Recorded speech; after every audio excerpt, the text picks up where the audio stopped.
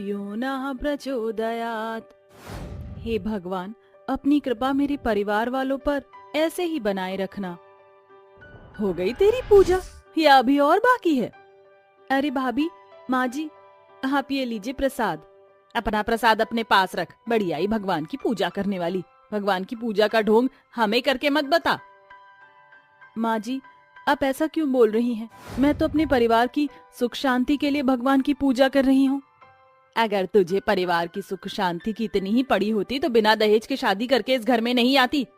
बड़ी बहू को देख, ट्रक भरकर दहेज लेकर आई थी। पूरे मोहल्ले में कितनी तारीफ हुई थी हम लोगों की, और एक तू है खाली कटोरा लेकर आ गई। मैंने तो पहले ही कहा था पिताजी से, देवर जी की शादी मेरी कजिन से करवा दीजिए। बहू, मैं भी यही चाहती थी, लेकिन क्या करें, तेरे ससुर जी को भी तो अपनी बहू बनाने को यही गरीब भिखारिन मिली थी। अपनी जेठानी और सास की बातें सुनकर अनामिका की आंखों में आंसू आ जाते हैं। अनामिका एक गरीब परिवार से होती है, जिसके चलते उसकी सास और जेठानी उसे बिल्कुल भी पसंद नहीं करती थी और हमेशा बात बात पर उसे उसकी गरीबी को लेकर ताना देती थी। अरे माया बहू, तू अभी तक तैयार नहीं हुई? छठ पूजा की शॉपिंग के लिए चलना नहीं है क्या? माँ जी, मैं तो तैयार ही हूँ। मैं तो बस ये देख रही थी कि मेरी गरीब देवरानी ढंग से काम कर रही है या नहीं। माँ जी, क्या मैं भी आप लोगों के साथ छठ पूजा की शॉपिंग के लिए चल सकती हूँ? मुझे भी छठ पूजा का व्रत रखना है और पूजा का सामान लेना है। तू क्या करेगी छठ पूजा का व्रत रख कर? छठ मैया तुम जैसे गरीबों की छठ पूजा के व्रत को स्वीकार नहीं करेंगी। माँ जी, ऐसा नहीं है। छठ मैया की नजरों में अमीर और गरीब एक समान है। मैं बचपन से छठ मैया को मानती आई हूँ, इसलिए इस साल मैं उनका व्रत रखूंगी।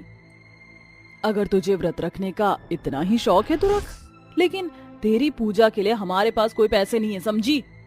इतना कहकर माया सरस्वती वहाँ से चले जाते हैं। हे छठ मैया, अब मैं क्या करूं? मेरे पास तो आपकी पूजा के सामान के लिए पैसे ही नहीं हैं। बिना पूजा के सामान के मैं व्रत कैसे रखूंगी? अनामिका इतना सोच ही रही होती है कि तभी मैं तो भूल ही गई थी कि शादी के समय मेरी माँ ने मुझे ये सोने की चैन दी थी। ये चैन मेरे लिए बहुत कीमती है, लेकिन छठ मैया से ज्यादा नहीं। एक काम करती हूँ, इसे गिरवी रख देती हूँ और जो पैसे मिलेंगे उससे मैं छठ पूजा का सारा सामान ले आऊंगी। इतना कहकर अनामिका जल्दी से अपनी सोने की चेन को गिरवी रखती है और छठ पूजा का सारा सामान लेकर आ जाती है और विधि विधान से छठ पूजा का व्रत रखती है। ये साड़ी तो मुझ पर काफी खिल रही है ना माँ जी? हाँ माया बहू, बिल्कुल सही कहा।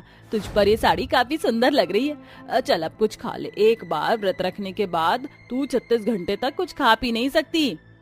वो तो ठीक है माँ जी, लेकिन जरा